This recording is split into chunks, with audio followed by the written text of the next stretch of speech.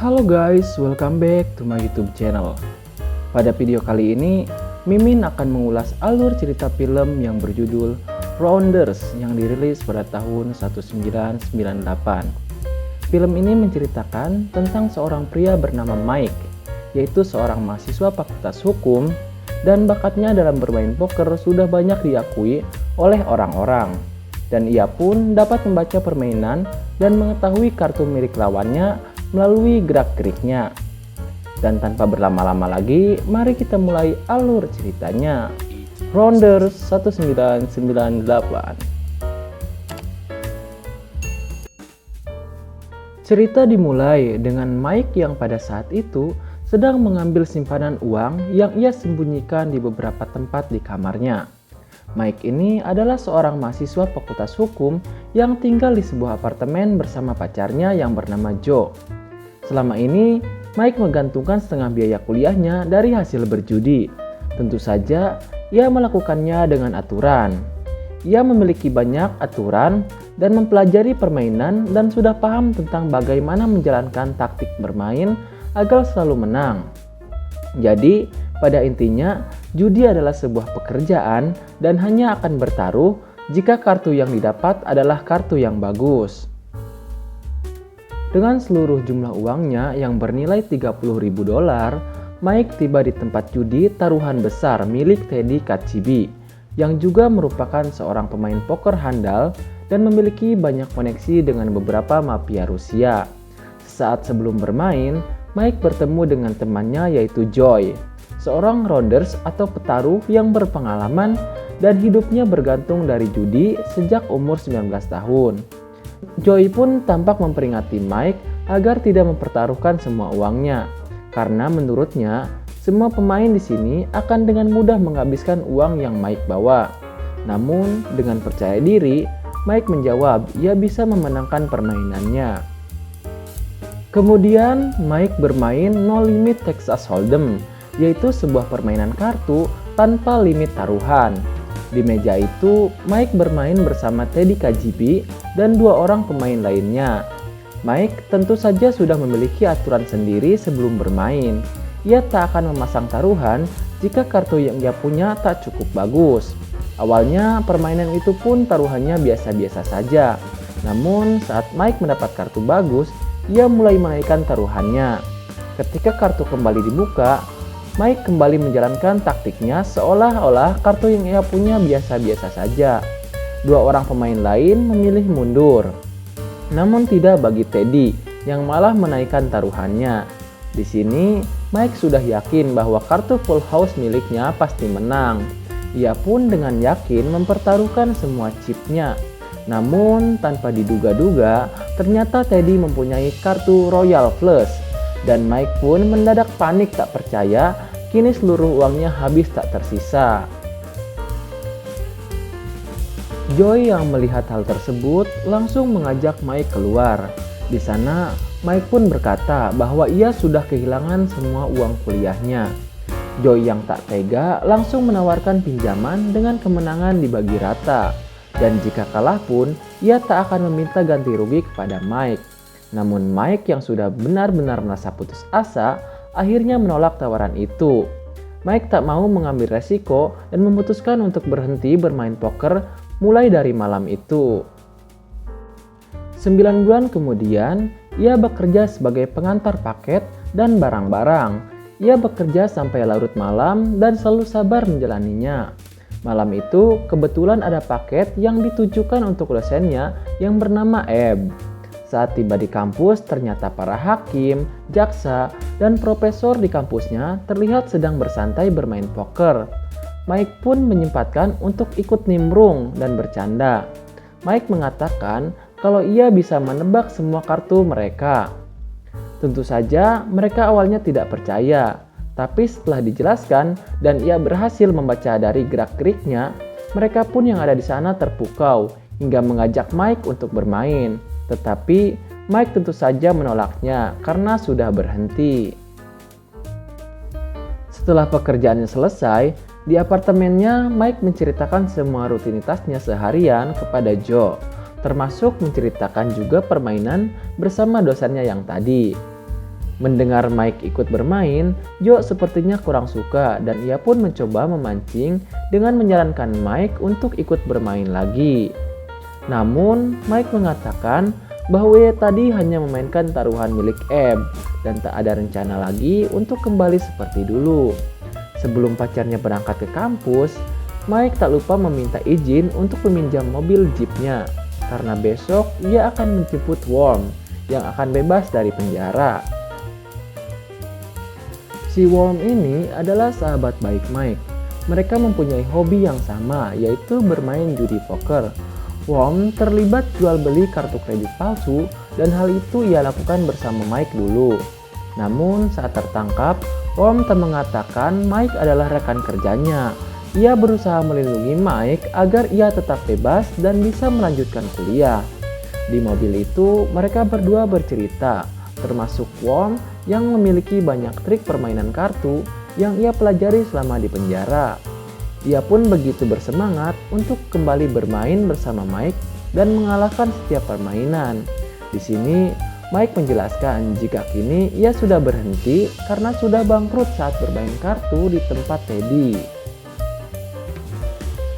Worm kembali mengajak Mike untuk ikut kembali bermain dengannya di tempat Gary.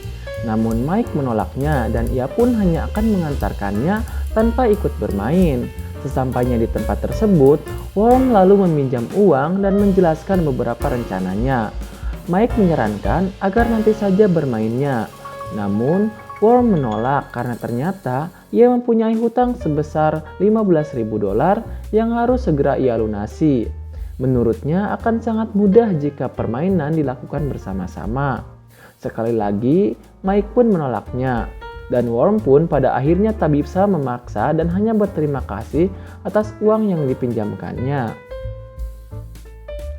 Namun di perjalanan pulang, Mike merasa tak tega meninggalkan Worm seorang diri. Apalagi jika ia mengingat kalau selama ini ia bebas karena Worm melindunginya. Akhirnya demi sahabatnya, Mike pun kembali memutar mobilnya. Di sana ia pun langsung disambut oleh Barbara, yaitu teman Worm. Karena seluruh uangnya telah diberikan kepada Worm tadi, Barbara pun memberikan pinjaman dengan keuntungan 25% karena ia yakin dengan ucapan Worm kalau Mike adalah pemain poker yang bisa memenangkan permainannya. Worm dan Mike pun bermain kartu bersama 3 pemain lainnya. Seolah tak saling kenal, mereka berdua pun bermain dengan sangat kompak. Dengan menggunakan beberapa trik kocokan kartu dan juga trik yang sudah biasa mereka lakukan. Setiap taruhan pun berhasil mereka menangkan. Dan sesekali agar tidak dicurigai, mereka membiarkan pemain lain untuk menang. Dan malam itu pun berakhir, serta mereka pun menang banyak. Dan saat akan pulang, Mike memberikan 25% sesuai janji tadi kepada Barbara. Keesokan harinya, Mike mengantarkan Worm menuju sebuah tempat bermain poker. Mike menjelaskan bahwa di sana banyak pemain tangguh yang bisa dengan mudah menyadari trik yang dilakukan Worm semalam.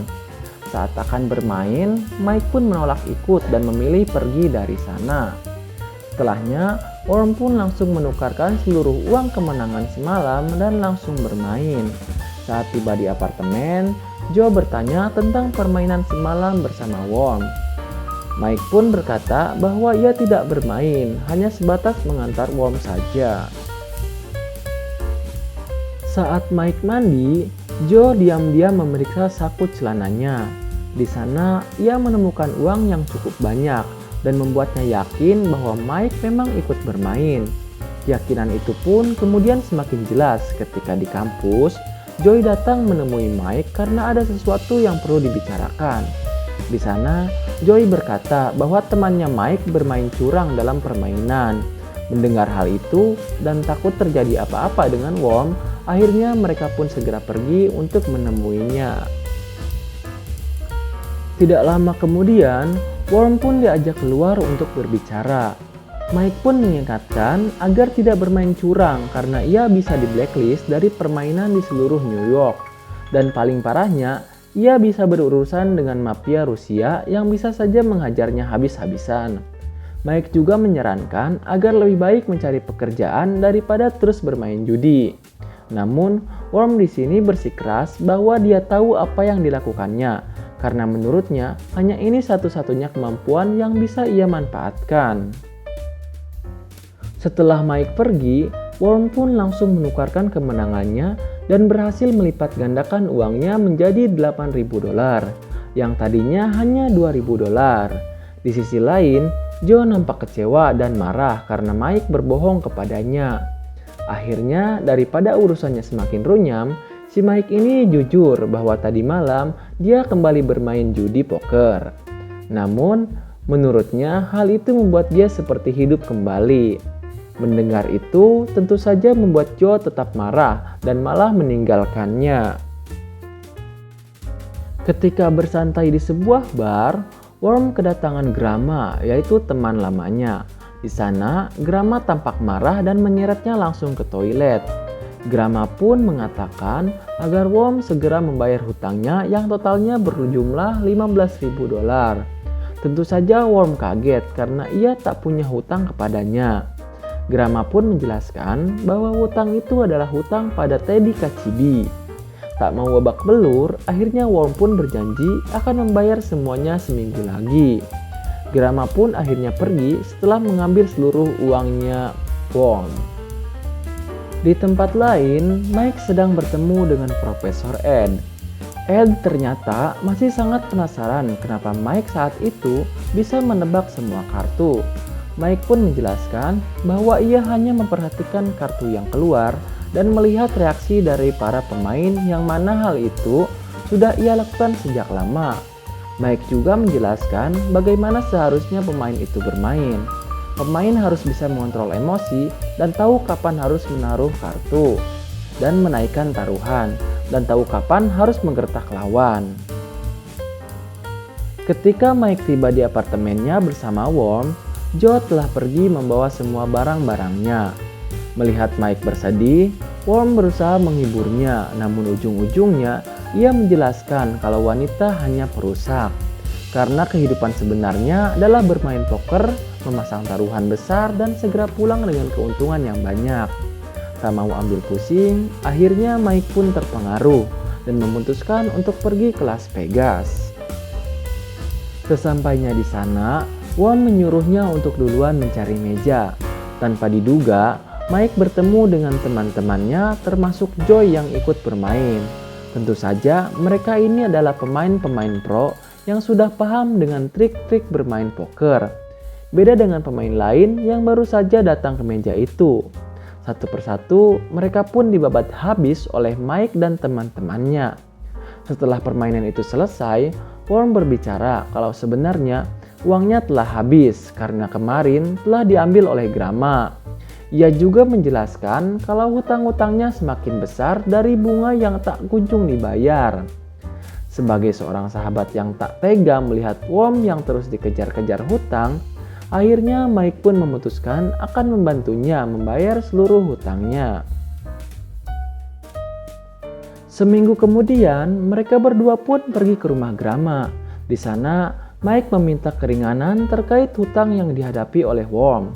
Awalnya, Mike meminta $5.000 dalam sepekan. Namun, karena Worm tidak bisa diam, Grama yang emosi hanya memberikan waktu 5 hari untuk $15.000. Atau kalau tidak, mereka berdua akan menerima akibatnya. Semenjak hari itu, Mike pun mulai aktif bermain kartu dari satu tempat ke tempat lainnya.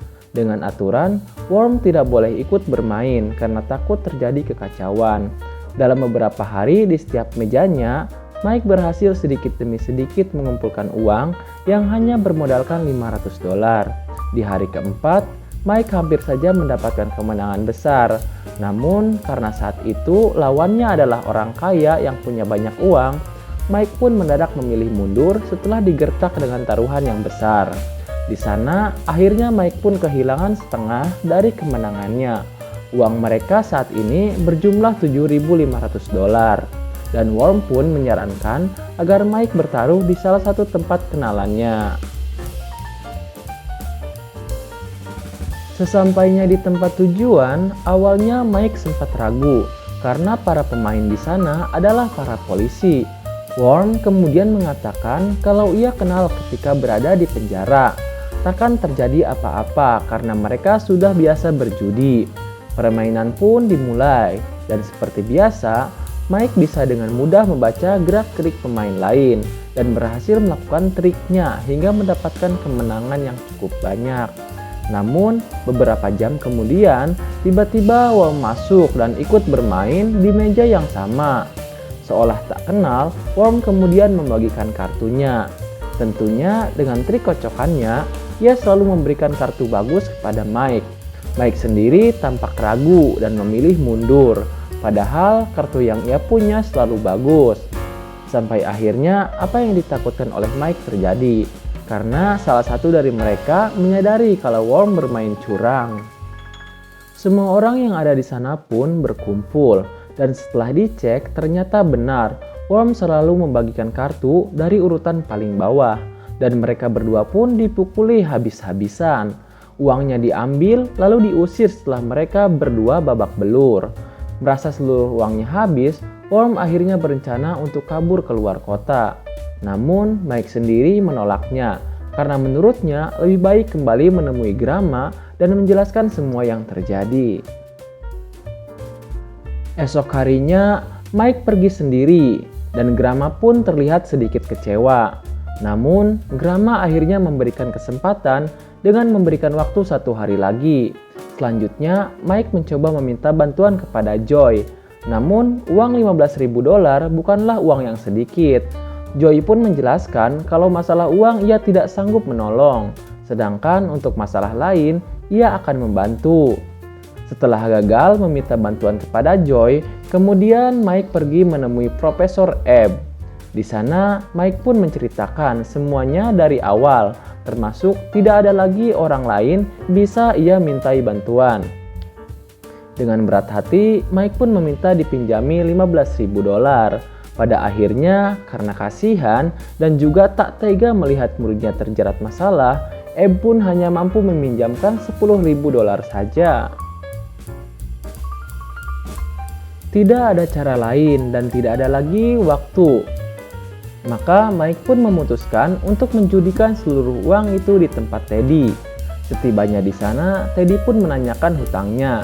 Namun, Mike menjelaskan bahwa hutangnya jatuh tempo esok hari. Dan malam ini, ia akan lebih dulu menjudikannya. Teddy pun sepakat mereka akan bermain poker dengan modal masing-masing $10.000.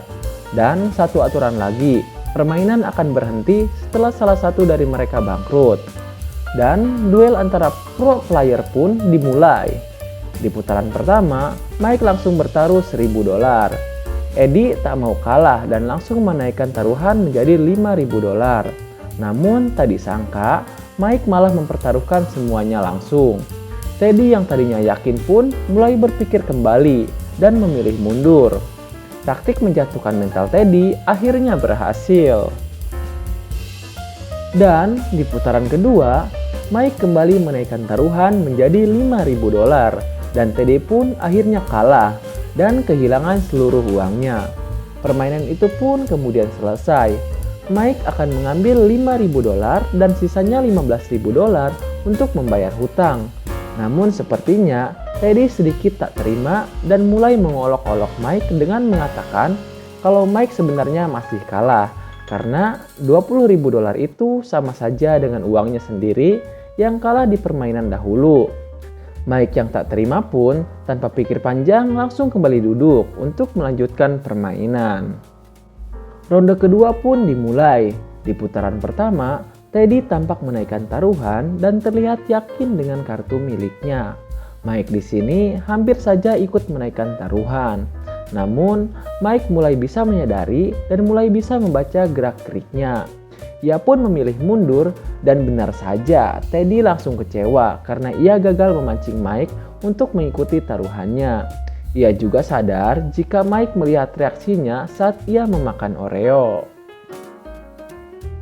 Putaran selanjutnya, kartu dibagikan dan Mike terlihat mengikuti setiap taruhan yang dipasang Teddy. Sampai kartu terakhir dibuka, Teddy dengan yakin langsung memasang seluruh uangnya.